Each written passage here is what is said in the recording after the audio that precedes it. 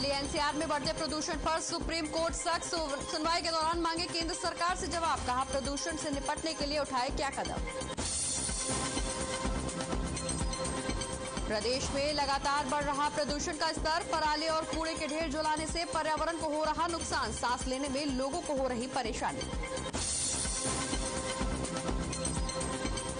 गुरुग्राम के 2 दिवसीय दौरे पर रहेंगे मुख्यमंत्री Manohar Lal, Haryana enterprise promotion board की 10वीं बैठक की करेंगे अध्यक्षता, सेक्टर 31 में पॉलीक्लिनिक के पीडियाट्रिक वार्ड का करेंगे उद्घाटन।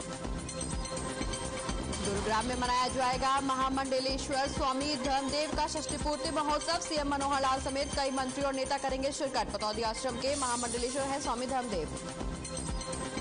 और शिक्षा मंत्री कंवरपाल गुर्जर का कुमारी शैलजा पर पलटवार, कहा जनहित के लिए किया गया था गठबंधन, शैलजा ने बताया था स्वार्थों का गठबंधन।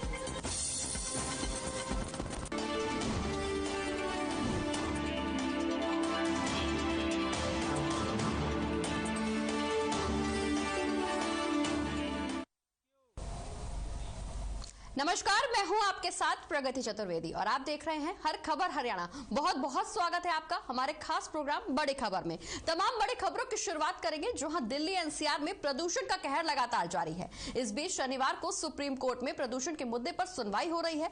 इस दौरान सुप्रीम कोर्ट ने प्रदूषण के बढ़े हुए स्तर पर चिंता जाहिर करते हुए केंद्र सरकार को फटकार भी लगाई। साथ ही कोर्ट ने सरकार को प्रदूषण से निपटने के लिए तुरंत उपाय के तौर पर 2 दिन का लॉकडाउन लगाने की सलाह भी दी है। सीजेआई ने केंद्र से कहा है कि आपकी ऐसी धारणा है कि पूरे प्रदूषण के लिए किसान जिम्मेदार है। आपने आखिर पटाखों और वाहनों के प्रदूषण पर गौर क्यों नहीं किया।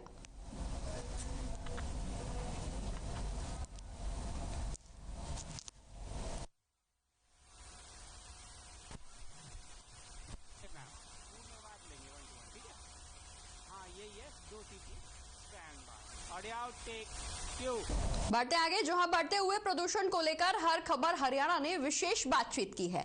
दक्षिण हरियाणा इन दिनों अब बढ़ते हुए प्रदूषण की चपेट में आ रहा है।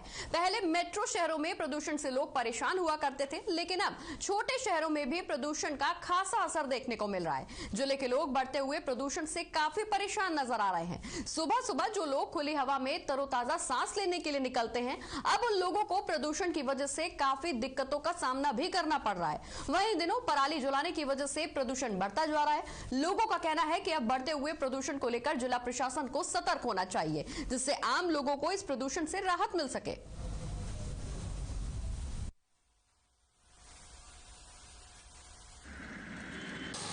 नमस्कार, आप देख रहे हैं हर खबर हरियाणा। हर खबर हरियाणा आज बात करेगा बढ़ते हुए प्रदूषण को।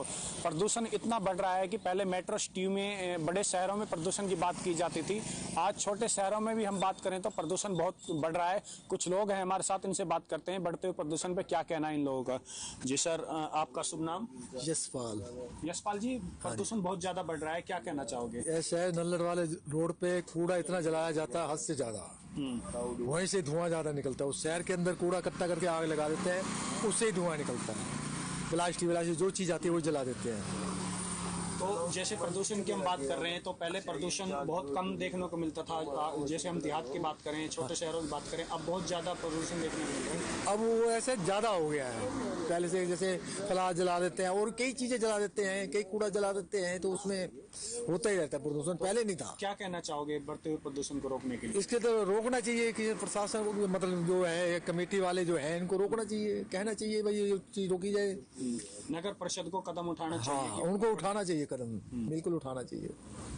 जैसे कि इन्होंने बताया कि नगर परिषद है या नगर पालिका है, वो बढ़ते हुए प्रदूषण को, जो कूड़े जलाते हैं लोग, उनको रोकना चाहिए और बढ़ते हुए प्रदूषण इससे रुकेगा।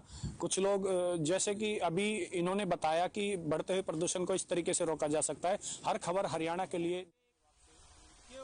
वहीं फरीदाबाद शहर में भी बढ़ रहे प्रदूषण को लेकर फरीदाबाद नगर निगम की तरफ से 160 टीमों का गठन किया गया है। बता दें कि इस दौरान प्रदूषण लगातार बढ़ता जा रहा है, जो लोगों के लिए मुश्किल का सबब भी बनता जा रहा है। हालांकि नगर निगम सख्ती का रुख अख्तियार कर रहा है। 160 टीमों का गठन भी किया गया है। टीमें शहर के अलग अलग हिस्सों में कूड़ा कचरा को जलाने वालों और दूसरे माध्यमों से पर्यावरण को नुकसान पहुंचाने वालों के खिलाफ कार्रवाई कर उनके चालान भी काटेगी। बता दें कि AQI 400 के पार पहुंच गया है। वहीं फरीदाबाद शहर में प्रदूषण की सबसे बड़ी वजह सड़कों पर उड़ने वाली धूल और खुले में जलने वाला कूड़ा है।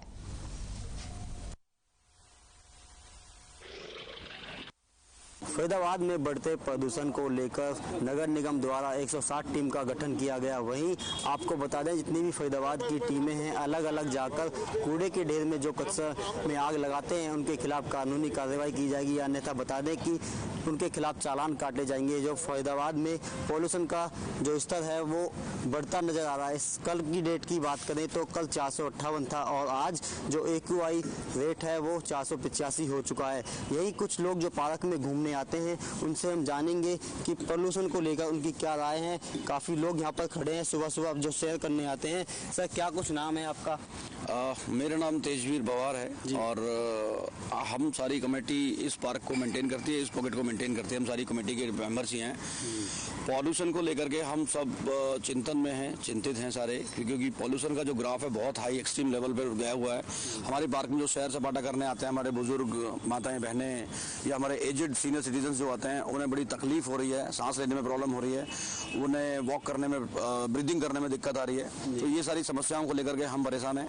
हमारे जो बाइक राइडर्स हैं, अगर मैं स्पेशली बात करूं जो बाइक चलाते हैं उन्हें बड़ी दुविधाएं का सामना करना पड़ रहा है, बिकॉज विजिबिलिटी भी कम है। इसके कारण आंखों में जलन हो रही है। इसके कारण बीमारियों का माहौल आपको पता ही है देश में किस तरह से बीमारियां किस लेवल पे फैली हुई हैं। ये एक और बीमारी का घर हमारे उसमें है। तो प्रशासन से अनुरोध है, प्रशासन से हमारी गुजारिश है कि इसके लिए जो पॉसिबल जो कदम है वो उठाए और इस पॉल्यूशन से निजात दिलाए हमारे पकड़ की जनता को, हमारे देश हमारे शहर की जनता को। कुछ लोग हैं जो रात को कूड़ा फेंकते हैं और आग लगा देते हैं, क्या कुछ उनको कहना चाहेंगे कि सरकार नगर निगम का कहना है कि उनके खिलाफ कानूनी कार्रवाई या बिल्कुल बिल्कुल उसमें चालान का अगर प्रावधान है तो चालान कटना चाहिए, क्योंकि जो हमारा जो काम है जनता को वो काम कर्तव्य निभाना चाहिए। मैं ये कहूँ कि नहीं कि प्रशासन ही सारा काम करेगा, तो सब कुछ प्रशासन को नहीं करना है, कुछ हमारी भी जिम्मेदारियां हैं, हमें उस जिम्मेदारियों को निभाना पड़ेगा। फरीदाबाद की बात करें तो जगह जगह कूड़े पड़े हैं, नगर निगम अपना कार्य कर रही है या नहीं कर रही है? नगर निगम से अगर मैं बात करूं, अगर मैं बताऊं तो मेरा जो व्यू है नगर निगम अपना कार्य कर रहा है, बट जनता को भी उसमें नगर निगम का साथ देना पड़ेगा। नगर निगम को भी इसमें सजग रह करके कुछ और कदम उठाने पड़ेंगे, कुछ और चीजों को लेकर के सीरियसनेस दिखानी पड़ेगी। ऐसा नहीं है कि नगर निगम बिल्कुल कार्य नहीं कर रहा है, नगर निगम कार्य कर रहा है अपना, बट नगर निगम को थोड़ा से और 1-2 स्टेप लेने की जरूरत है। क्या नाम है सर आपका? मेरा नाम ज्ञान प्रकाश मिश्र है। सर सुबह सैर करने आते हैं पार्क में, क्या कुछ दिक्कतें होती है पोल्यूशन? धुआं पोल्यूशन की बहुत बड़ी दिक्कत होती है। जो पटाखे फोड़े गए हैं नगर निगम, उसमें प्रशासन सुप्रीम कोर्ट का आदेश था कि पटाखे ना फोड़े जाए, फिर भी प्रशासन ने इसको रोका नहीं, जो हमारे लिए बहुत दयनीय स्थिति है। स्वास्थ्य खराब हो जाते हैं। पटाखों को बैन, पॉल्यूशन पर बैन होनी चाहिए और प्रशासन को कड़ी से कड़ी कार्रवाई करनी चाहिए।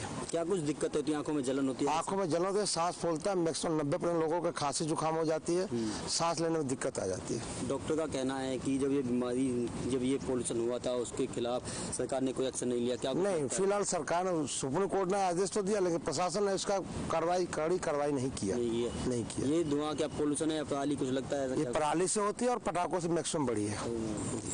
आपने सुना कि जो लोगों का कहना है कि इस पॉल्यूशन से काफी नुकसान जो लोगों को हो सकता है। फरीदाबाद से हर खबर हरियाणा रिंकू।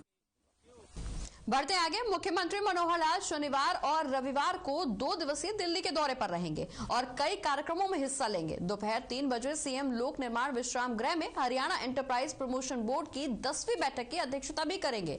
बता दें कि इसके बाद सेक्टर 31 में पॉलीक्लिनिक के पीडियाट्रिक वार्ड का उद्घाटन भी करेंगे।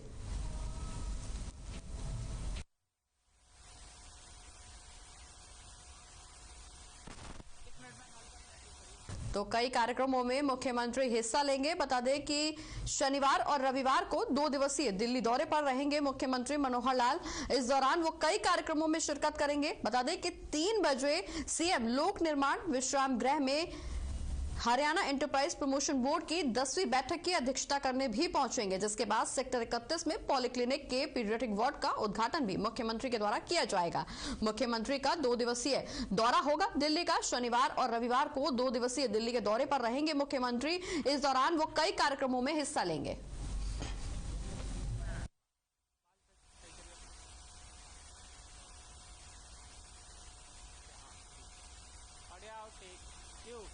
वहीं मुख्यमंत्री मनोहर लाल अपने 2 दिवसीय दिल्ली दौरे के दौरान शाम को पटौदी के आश्रम हरिंदर ये भी दौरा करेंगे। बता दें कि आज हरिमंदिर संस्थाओं के संचालक महामंडलेश्वर स्वामी धर्मदेव का षष्ठी पूर्ति महोत्सव मनाया जाएगा। आयोजन में बड़ी संख्या में श्रद्धालु और राजनीतिक दलों के नेता भी शामिल होंगे, जिसमें सीएम मनोहर लाल समेत बीजेपी के कई बड़े नेता शिरकत करेंगे।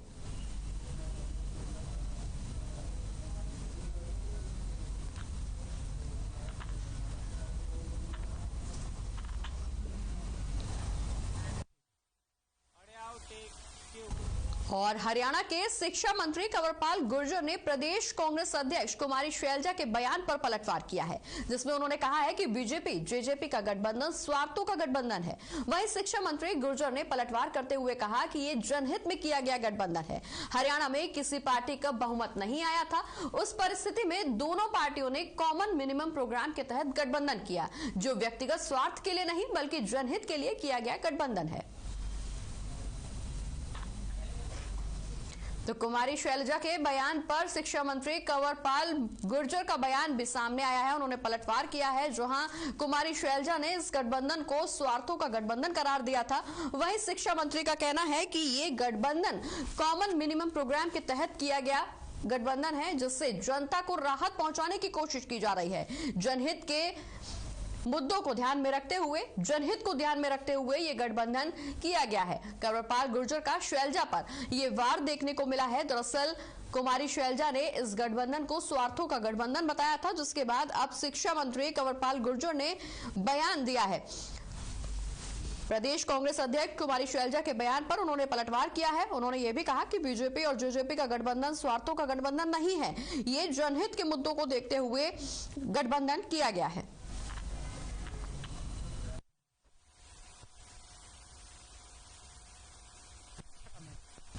तो कंवरपाल का शैलजा पर वार सामने आया है, जहां उन्होंने कहा कि हरियाणा में किसी भी पार्टी का बहुमत नहीं आया था, उस परिस्थिति में दोनों पार्टियों ने कॉमन मिनिमम प्रोग्राम के तहत गठबंधन किया, जो व्यक्तिगत स्वार्थ के लिए नहीं बल्कि जनहित के लिए किया गया गठबंधन है। बता दें कि कुमारी शैलजा ने इस गठबंधन को स्वार्थों का गठबंधन करार दिया था, जिसके बाद शिक्षा मंत्री कंवरपाल गुर्जर ने प्रदेश कांग्रेस अध्यक्ष कुमारी शैलजा के बयान पर पलटवार किया है। उन्होंने कहा कि हरियाणा में किसी भी पार्टी का बहुमत नहीं आया था। जब चुनाव हुए थे तो किसी भी पार्टी को बहुमत नहीं मिला था। ऐसे में बीजेपी और जेजेपी ने परिस्थितियों को देखते हुए कॉमन मिनिमम प्रोग्राम के तहत गठबंधन किया, जो व्यक्तिगत स्वार्थ के लिए नहीं था बल्कि जनहित के लिए किया गया गठबंधन था। वहीं अब प्रदेश कांग्रेस अध्यक्ष कुमारी शैलजा के बयान पर पलटवार किया है शिक्षा मंत्री कंवरपाल गुर्जर ने।